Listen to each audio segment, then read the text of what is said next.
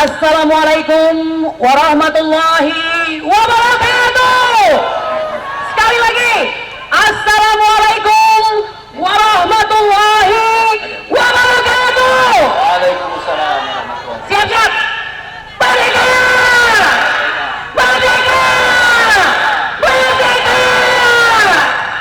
Saya bertanya, sudah merdeka tidak?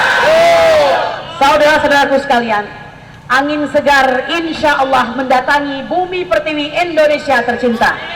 Insya Allah, ya. 10 tahun di bawah kepemimpinan Jokowi, insya Allah detik-detik daripada persidangan MK akan mengembalikan marwah MK kepada kitohnya, atau back turn to the kitoh of the MK, yaitu Mahkamah Konstitusi. Ya betul, bukan mahkamah kalkulator, bukan mahkamah keluarga. Ya, saudara-saudaraku sekalian, sebelum kita masuk ke materi, ya, saya ingin mengingatkan kembali, walaupun agak terlambat, tanggal 3 April 2024 yang lalu seharusnya kita merayakan kembali proklamasi kita yang kedua, ya, bahwa 3 April 1950 seorang anak bangsa yang seharusnya ditiru oleh Joko Widodo, yaitu Muhammad Natsir, telah, ya, mengeluarkan satu mosi integral, yaitu Negara Kesatuan Republik Indonesia. Betul. Kita doakan kehadiran Allah Subhanahu wa Ta'ala, beliau sebagai putra terbaik bangsa yang dihadiahkan jabatan sebagai Perdana Menteri pertama Indonesia, dikatakan sebagai pencetus proklamasi yang kedua oleh Muhammad Hatta, akan diterima semua amal ibadahnya oleh Allah Subhanahu wa Ta'ala. Betul. Dan kita bangsa tidak akan menjadi bangsa yang durhaka karena tidak lurus kepada cita-cita bangsa negara Indonesia. Betul. Saudara-saudaraku sekalian, saya sebenarnya hari ini belum mengikuti ini persidangan, tapi sudah tahu agendanya apa, ya, bahwa kita sudah mengetahui sidang telah berlangsung menurut kami sesuai pelan-pelan dengan keinginan dan harapan bangsa Indonesia yang mencintai kejujuran, menghendaki lahirnya sebuah pemilu yang jujur dan adil, bebas dan rahasia, sehingga menghasilkan pemimpin yang benar-benar seharusnya memenangkan kontestasi tersebut. Betul. Bapak Ibu sekalian, Anda mungkin sudah mendengarkan 4 orang menteri di kabinet Joko Widodo, ya, sudah dipanggil ke MK, yaitu Menteri Pembangunan Manusia dan Kebudayaan, ya, kemudian Menteri Perekonomian Erlangga Hartarto, kemudian Menteri Keuangan yaitu Sri Mulyani, dan yang keempat ini yang paling ngeri-ngeri sedap, yaitu Menteri Sosial. Ya, meskipun saya belum membaca ini karena kita juga banyak urusan lain, ya, tetapi urusan yang paling penting adalah tentang negara ini, bahwa ternyata katanya pertanyaan-pertanyaan daripada hakim-hakim kita ini masih sangat normatif. Apakah normatif jelek? Enggak dong.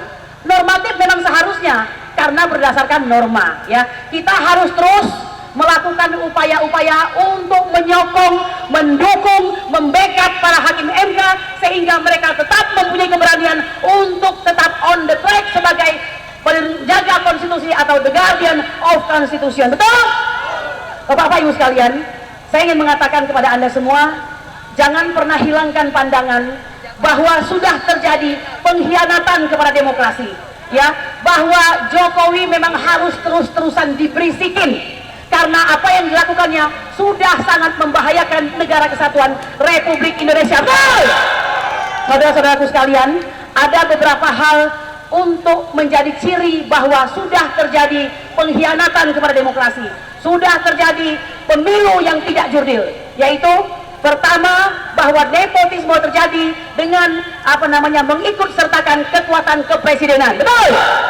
KPU tidak lagi menjadi suatu badan yang independen. Ya, kita dengar kemarin dalam sebuah persidangan, Ketua KPU mengatakan mengapa mereka menerima pencalonan dari pendaftaran pencalonan daripada Gibran karena ada surat dari presiden. Padahal presiden itu siapa? Bapaknya toh, bapaknya sendiri, ya wajarlah. Nah, jadi alasan ini sungguh suatu alasan yang menurut kita kanak-kanak iya, konyol iya, dan lain sebagainya. Ya sudahlah. Karena itu saya kira tidak heran apa yang disampaikan oleh pengamat politik Bapak Profesor Rias Rasid. Ini dengarkan, ya. Ini dengarkan. Saya kemarin mengatakan Indonesia tanpa Jokowi. Betul. Kita ulangi lagi. Indonesia tanpa Jokowi. Indonesia tanpa Jokowi.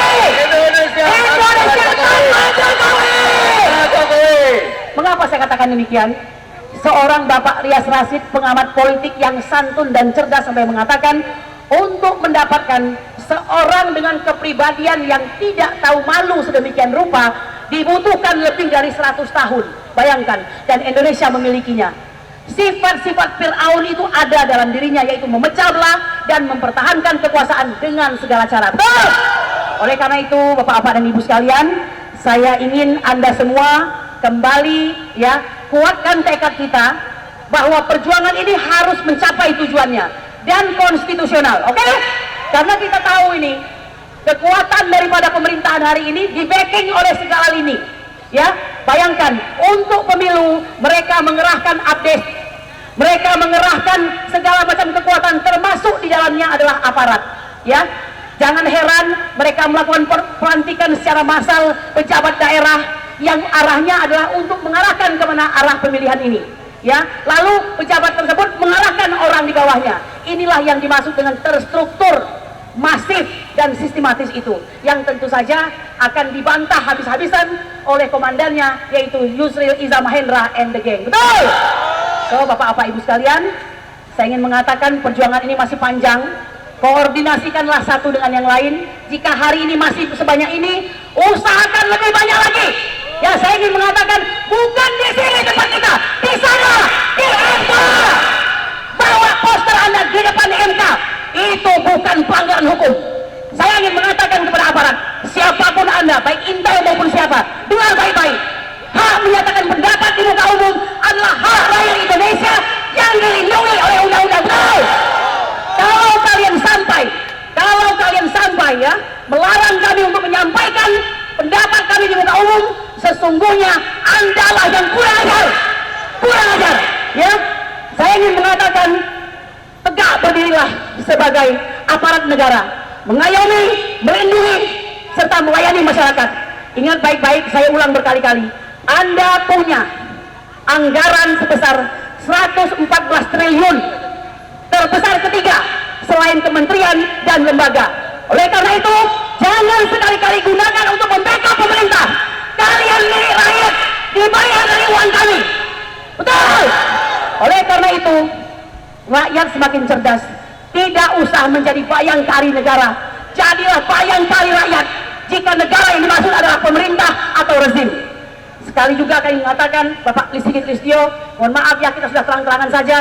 Konon kabarnya Anda dititipkan oleh Pak Jokowi pada pemerintahan berikutnya, pemerintahan rasa-rasa, karena belum ada pemerintahan yang ditetapkan sampai hari ini. Oleh karena itu, jangan karena Anda dititipkan, Anda akan mengorbankan dan menghambakan diri Anda untuk rezim Jokowi. Merdeka! Merdeka! Merdeka! Saya kira demikian saja. Nanti kita akan mendengarkan pimpinan kita. Ada Bapak Jenderal Sunarko di sana.